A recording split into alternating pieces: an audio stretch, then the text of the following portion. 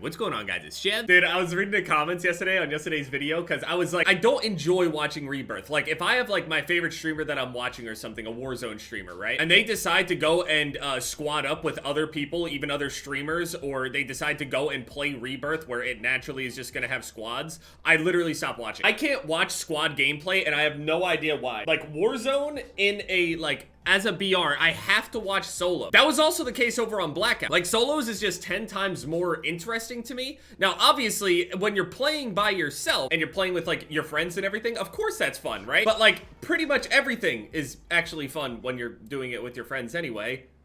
Right? I mean, that's kind of the idea. So I'm actually gonna start leveling these guns here. Usually I would have already like leveled them up and tried to get all the camos and shit for it, but I was just playing Lost Ark instead. I mean, there was a comment down there. It says, hold on, let me find it. While I agree Rebirth is basically a Warzone multiplayer, that's also why I like playing it. Fair enough. Everyone in my squad can use whatever guns they want from all three games, and we all like the Warzone engine and mechanics. Plus, Modern Warfare multiplayer and such have become sort of stale to us personally. The guys I play with like playing stupidly aggressive and like Warzone mechanics a lot, so it's a fun mode for us. Yeah, and that's fair. I'm not saying that it's not fun. I'm just saying that multiplayer, if you're looking for the fast-paced thing, like, wouldn't it only be a matter of time before you're just bored? Wouldn't Rebirth eventually become boring and stale as well, the same way? If it's the repetitiveness of everything, then, I mean, Rebirth is the exact same thing. Warzone in general is still the same thing over and over and over again. I mean, what the fuck is the difference? Rebirth is better than both Warzone and multiplayer. If it weren't for it, I most likely wouldn't even be playing Warzone or COD. Multiplayer is only used to unlock weapon camos, more fun with the boys, more casual, shorter games can get more kills in that time, more gunfights, loads of funny death comms, and only get better on Warzone.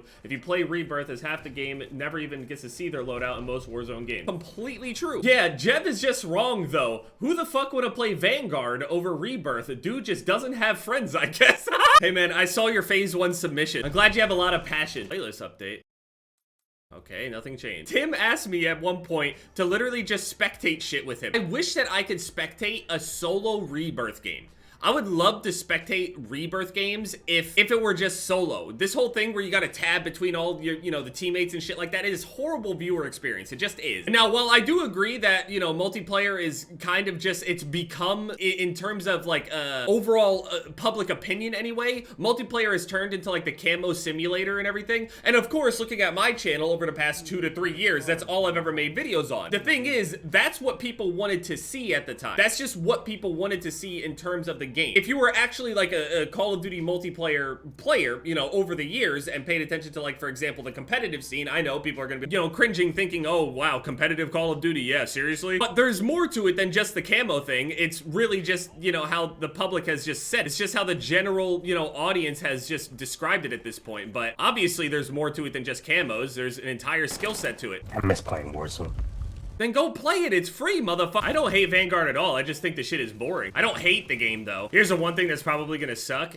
Once the initial Warzone 2 comes out, Rebirth probably won't exist. I wonder if it would exist. As much as I don't like watching Warzone, Rebirth I can't watch even more. I know that it should be something that I should enjoy watching more, but it's literally all based on, I think it's literally all based on the fact that you have to play squads. I really wish it was just a buyback solo, like, Rebirth Island playlist. Permanently, though. Like, just in the game, permanently. It's been obvious for a while that they've tried less and less on multiplayer, right? And Warzone has become, like, the big moneymaker. I mean, you would think that they would try to get more people to play it, considering Rebirth is kind of a combo between the two of them. Although I think a little bit more of a multiplayer lean, less of a Warzone lean is still better. Warzone leaning shit, just, it's slow gameplay, it's camping, it's hiding, it's fucking grouping up.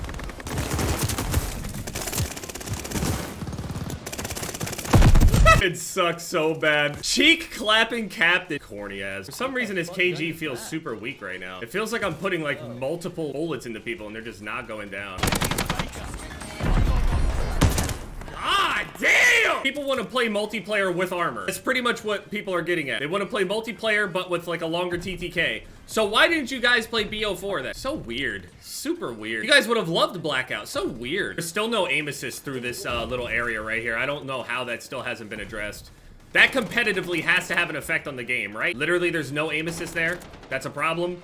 right? You would think I would be in love with it like that, but it's still too Warzone for me to enjoy it. It's just, I don't know. Solos would help so much, though. I mean, seriously, consider that shit. Maybe if not for this Warzone, maybe, you know, Warzone 2, like a solo buyback, whatever, Rebirth. Consider that, seriously. Also, a lot more people would be able to make videos actually spectating the game mode, since, you know, it wouldn't at that point be a horrible spectating experience. The thing about it is, though, like, if people are talking about multiplayer being just like a camo simulator, and then Rebirth is basically multiplayer with Warzone mechanics, and you would think people would pick the mode that has to do with unlocking more camos, but this progress is a lot slower since it's a Warzone based thing. Obviously there's a multitude of reasons why people would like one thing over another, right? It's just surprising that Rebirth is actually a thing that managed to stick. It just is. I mean, in general, it's kind of surprising that Warzone stuck to a degree. I mean, sure, yeah, it's not really sticking anymore in comparison, right? But I mean, that just happens over time. Like, people just get tired of shit. People get tired of shit, and anything that changes makes it, you know, it's more and more exhausting to have to deal with as like a player or consumer or whatever. If you don't like the change and you don't like the direction that the game goes and all that other stuff, it's just bound to happen for you to quit it. Oh yeah, for the people that were asking about Lost Ark, I'm over on the Azena server, and I'm literally on the cusp of hitting tier 2. I'm like item level like 593 or something like that, and all I basically have to do is finish upgrading like 2 more of my pieces. It'll allow me to hit item level 600, and then I'll be able to go and access the 1 chaos dungeon, and then it'll drop me 802 gear. Anyone that's not playing Lost Ark has no idea what I'm talking about, but still. 5800X and 3070 PC is getting more than some 5950X and 3090 builds. It's probably getting more than mine for some reason. I don't know why. 5800X, 3070, CL14B die RAM. I mean, I have those. Across the board, I have a better computer than what this thing is saying, and I definitely get less frames, so I don't know what's up. Dude, it's just there's so many people that keep talking about dual PC setups, and I'm just like, dude, I don't stream. I do not stream. Stop. No more. No. I already have enough issues and stresses and everything like that. I don't need it to be a thing where one of my PCs manages to die and then I can't do anything at all. Dude, yesterday I found these gushers. I haven't had gushers in literally years. I used to trade full-blown sandwiches for like 2 packs of these. There's a kid at my school. His name was Kyle. Dude, I remember him now. Holy shit. But a brain blast. I remember Kyle, he used to bring these gushers all the time, and he knew he'd get a sandwich for that shit. I would trade my grandma's sandwich for some gushers. I would trade a full-blown sandwich that has way more calories and nutrition in it. Like 12 gushers. I didn't care. Like, my sweet tooth is, it's impossible to please. Now, given I could just not eat shit, like, I'm pretty good at just, like, controlling myself when I'm eating and things like that. I have gone from literally, like, over the past, like, 2 to 3 years, I have gone from, like, on average my entire life, 150 pounds. At one point, I hit 165 pounds, and I was like, why do I feel like I'm soft? So I decided to just start eating less and eating better food and shit like that. And luckily with Alexis and everything, she has a whole lot of like vegan options and shit like that, where she knows for sure that I can get like anything and everything that I need with way less calories. At one point I dropped all the way down to like 130 pounds, and I was healthy. Like, I was feeling good. I was eating better than I ever was before. I was just skinny as shit. And now I'm currently 170, and physically speaking, I feel, this is gonna sound weird. Physically speaking, I feel more tight and not like chubby and soft like how I felt when I was 165. It's really weird. I'm 170 and I feel like an actual athlete. I've been lifting a little bit more, and I've been a little bit more active around the house, like actually moving my legs, so maybe that's part of it. Literally have been sitting down for so long, I slowly was forgetting how to even walk. It felt weird to use my legs, is what I meant. When I get up for the first time in the day, like I'll get up out of bed or whatever, come and sit down, and then maybe like a few hours later, I'll get up and I'll actively think about how it feels to have legs. I'm like, damn, I haven't used these in a while. My thing is, people can't expect me to sit there and like Warzone and Rebirth and all that other shit when they have known me for multiplayer for I don't know how many years at this point. They likely found me through multiplayer videos. The majority of my videos, 90% of it, 95% of them are all on multiplayer. So of course I'm gonna like multiplayer, and of course I'm gonna lean towards multiplayer in almost every situation in comparison to Warzone and Rebirth, anything. I like a classic team deathmatch arena style type of shit over battle royales type of stuff. And Rebirth is a cool cross between them, but I just wish it was a little bit more multiplayer, a little less Warzone. That's all. Ironically enough, people don't want to play multiplayer because it feels too casual, but battle royales are literally like the least competitively balanced games that we even know of. Or at the very least, at least add a solos.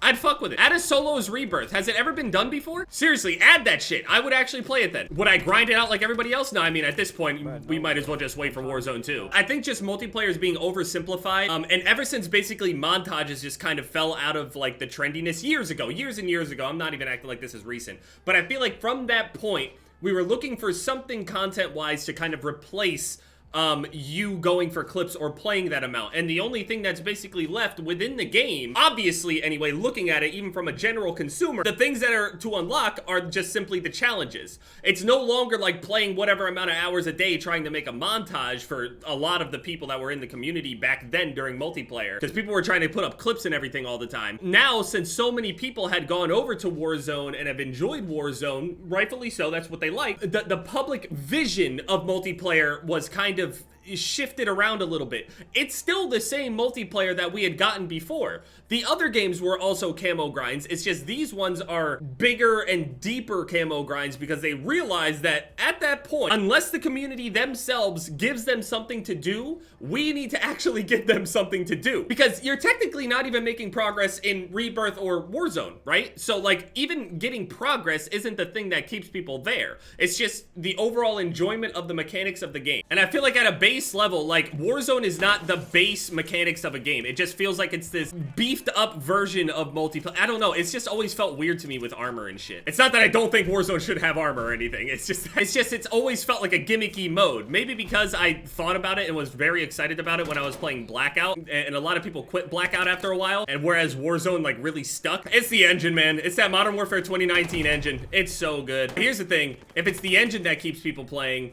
I mean, they would have been playing multiplayer, right? Still? I don't know, maybe after I do some of my dailies, I will actually go for the camos on these weapons, but at this point, it doesn't even necessarily matter. Oh yeah, my picks for the UFC card or whatever, I didn't talk about it. Adesanya ended up winning, although it was a very close fight. Like, I went back and actually watched it, like, analyze this shit. You seriously could actually give that fight to Robert Whittaker, but it is what it is. It's fine. I mean, it was way too close. And realistically, the biggest moments in the fight still belong to Adesanya. Robert Whittaker's biggest moment was literally trying to get a rear naked choke that was pretty much never even that close. The biggest thing that happened for Adesanya in that fight was literally scoring a knockdown. So Rob didn't do anything to actually put Adesanya in danger. That's the only reason where I could sit there and go, you know, effectively, Adesanya had bigger moments than Robert Whittaker. In a very close fight, I'd have to give Adesanya the nod there then. And I think that's why he ended up winning. A lot of people are saying robbery. That's just not true. But if Rob had even just one more bigger moment or something. Yeah, and Derek Lewis ended up getting knocked out clean by Tai Tuivasa. I mean,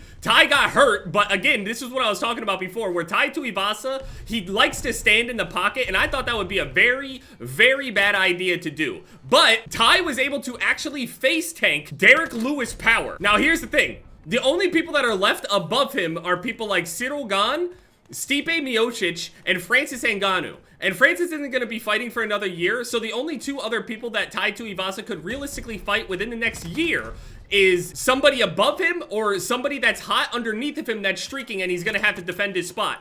Or he's gonna have to straight up actually fight somebody like Cyril Gane. I don't think he's gonna be fighting Stipe because I think Stipe is probably gonna end up fighting John Jones sometime this year. I'm hoping. That'd be ideal. Standing in the pocket, Tai ended up getting hurt, falls backwards, stands against the fence, and I don't know what it is. He hits this mode where when he's hurt, he just goes full brawler. And usually that'll just get you knocked the fuck out. But the thing is, what's crazy about it is that he was able to actually deal with Derek's power. Like, he got hurt, but he never got flatlined by any of it. And for somebody like Derek Lewis, that when you hit people, you're used to watching them fall.